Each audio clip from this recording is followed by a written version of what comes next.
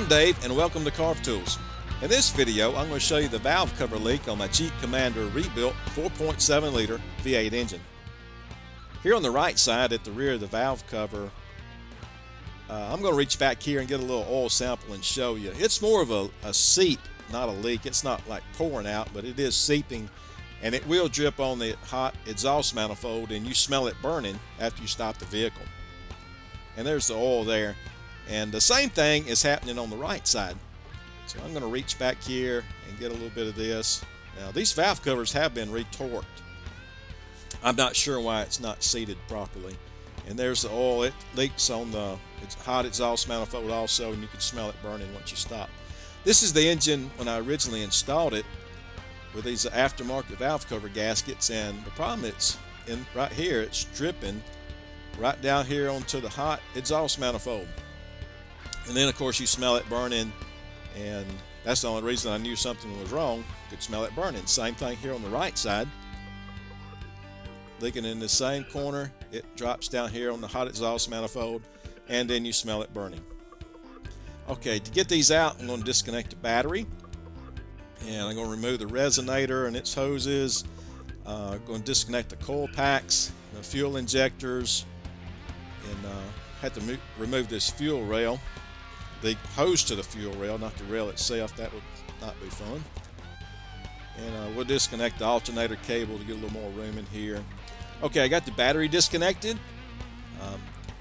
Got the alternator cable loose. I've got this purge pump tied up out of the way. And this wiring harness, I've got it tied up to the bar across the top. I had to get my special tool to disconnect the fuel line, and that's no big deal at all. Okay, got everything tied up out of the way. The valve cover came out fairly easy. You can see here, I mean, everything just really looks nice in this engine. And the problem was it was leaking right here in this lower corner. And of course that leak goes right down on top of the hot exhaust manifold, then you could smell it burning. So that was not a good thing. So this engine really looks nice. It's only got like 3,000 miles on it here. Okay, this here is the aftermarket gasket that's installed that is leaking, and somewhere in this area right in here is where it's actually letting it seep out. We'll take a little bit closer look and see if we can determine why it's doing that. Now, these have been torqued down properly. Of course, you don't see the bolt up here in this corner, but it was there. It's not like it was missing. But in this area, you can see this gasket is pushed down a little bit more than the other side. If we compare the two sides, the lower side here and the upper side over here, you can see that this one is pushed down a little more, and it was torqued properly, so I don't know what the deal is. Anyway, here's my new OEM gaskets from Mopar. Here's the part number on it. There's a different part number for the left and the right. I'm not sure which one this one is, but they only fit one way. And let's look here and see what we got. Of course, this is the wrong one. And if you look at the Mopar, it's about 9 millimeters in height. The aftermarket is about the same height also, but if comparing the two, there's just no comparison. The aftermarket gasket is not as thick as the Mopar, and that may have something to do with it also. Comparing them here side by side, it's like, wow, it's like night and day. The Mopar, of course, is the black one, the aftermarket's the red one, and they are just not the same. I'm sure this works great for most people, but it did not work for me. And this is the gasket kit that was supplied by the rebuild engine manufacturer, and you can see this rusty oil pan gasket. This is horrible. I didn't use that in the vehicle. When I put the oil pan on, I did buy a new Mopar gasket. I should have gone ahead and just... Well, anyway, here's the new gaskets here. And when I picked these up and looked at them, I'm like, this is going to be a problem. But I used them anyway, because that's what they recommend. And here it was when I installed them originally. And I was comparing the two, and it's like, man, they just don't look the same. But not being too bright, I went ahead and put it in anyway, and of course that's why I'm spending about 5 hours replacing these now. So you look at these gaskets here, and I like to never got these things to fit in there and stay in. But that was the original installation there. Now this here's the new Mopar gasket I just installed. The manual says you can reuse these gaskets if they're not damaged, and I should have done that originally, and I wouldn't be doing this today. You look at the height, it's about 4 millimeters, and it fits really nice around here, and it just looks like it's made for it, which it is. So the OEM gasket here looks much better. So let's get this thing installed and see what happens here. Okay, got the valve cover back in, got it torqued down, and it was much easier to get in with this wiring harness tied up. Got my fuel rail reconnected. Of course, again, it was leaking over here in this rear corner. Got all the cables connected back here, and it's looking good. It wasn't too bad. This was about a 2-hour job for me. A real mechanic probably wouldn't take no time at all. They got it torqued down, and I'm going to do the same thing here on the right side. The manual says to remove a bunch of stuff. Drain the radiator, remove heater hoses, move the oil filler net. We will have to move that. They want you to disconnect and remove the air conditioner compressor here. I really don't want to do that. I think I can get it out underneath these hoses here, and I believe that the heater hoses can be tucked out of the way. Of course, we have to disconnect the harness. That's no big deal. So these hoses, I think I can get it out from underneath there.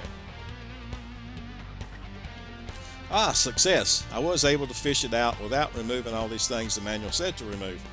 And once again, it was leaking over here in this rear corner, at this lower corner around this area here.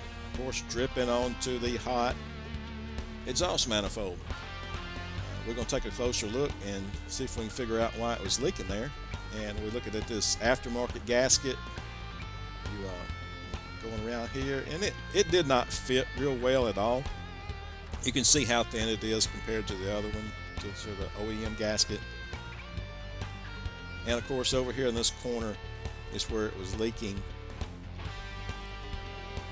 and it still doesn't want to fit good. It fit okay when I installed it with the engine out. It was much easier, and it's something to do with this little dimple right here, and I think that's probably there to help hold it in place, but it still doesn't want to fit.